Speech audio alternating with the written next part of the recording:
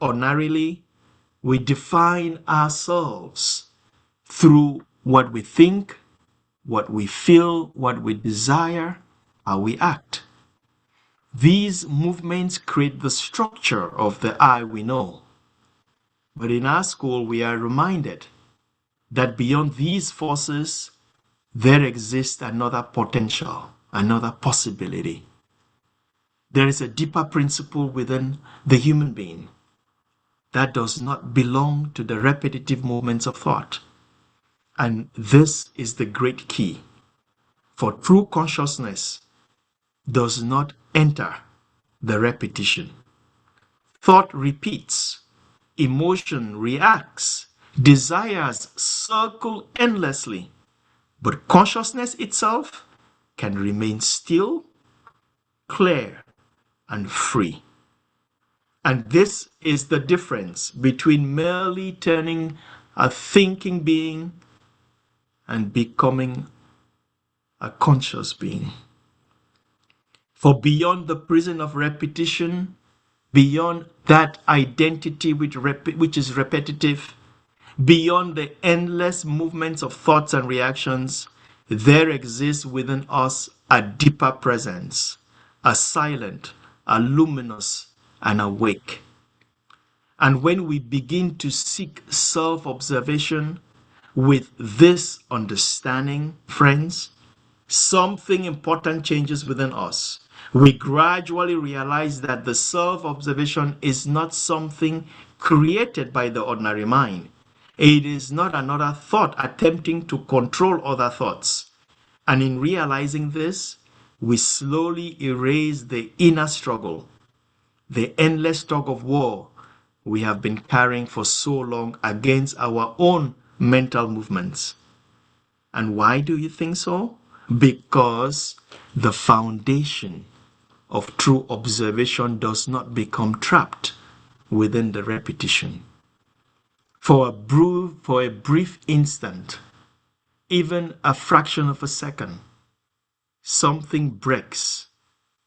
And through that breakage, the closed circle of repetitive thinking opens up and a space opens. And this opening does not come from what we think, what we feel, or what we do. It arises from something deeper. That which exists before thought, before emotions, before action. And it is still a living principle of consciousness itself. This deeper principle is what gently lifts the needle from the groove of repetition. And what happens when that inner principle begins to awaken and to speak within us?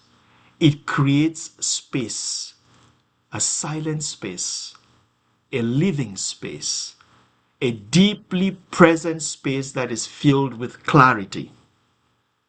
And this presence does not depend on the content of our thoughts, the fluctuations of our emotions, or the success or failures of our actions. It exists independently of the storm. And the silence is not emptiness. It is not unconsciousness. It is not a loss of self-awareness. On the contrary, it is the purest form of presence we can experience. It is a quiet center within us that allows us to truly encounter ourselves as human beings. And in this space, consciousness becomes clear, it becomes awake, it becomes deeply attentive. It is the most present presence within us. It is still, luminous, free. It is as though something that has always quietly existed within us, something untouched by the endless cycles of repetition, suddenly begins to awaken, to blossom, to become aware. And in that moment, when the deeper presence becomes active, the spinning, stops. A brief instant, and you are simply present. You're whole, undivided, at rest within yourself. It is as though your moment that you step outside everything that normally defines you, your thoughts, your reactions, your fears, your constant inner narration. And within that clear and living space of consciousness, as Helena Blavatsky would say, you listen to the voice of the silence that begins to speak. And in that state, the mind no longer feels compelled to endlessly create, to repeat, to compare, or to defend itself. Because this space does not belong to the ordinary mind. It belongs to consciousness itself.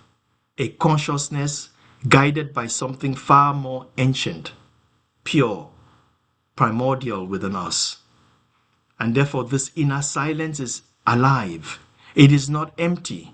It carries clarity, presence, subtle intelligence, and does not arise from a mental effort. And yet, in our daily life, these moments can become fragile. The silence may last only a brief moment because, of course, ordinary life rushes in. The sound of a horn behind you, the sudden interruption by a message that has come in, a conversation, a demand for your attention. Slowly, the field of repetition closes in again. And so, our quiet work amid the movements of everyday life is to continue seeking these quiet spaces, these openings within the consciousness where nothing repeats, where for even a fraction of a moment we touch something real, still, and free. For in these moments, however brief it is, we remember that beyond the noise, that noise of the mind, that noise of repetition, there exists within us another living center, which is silent, it is awake, it is eternally present.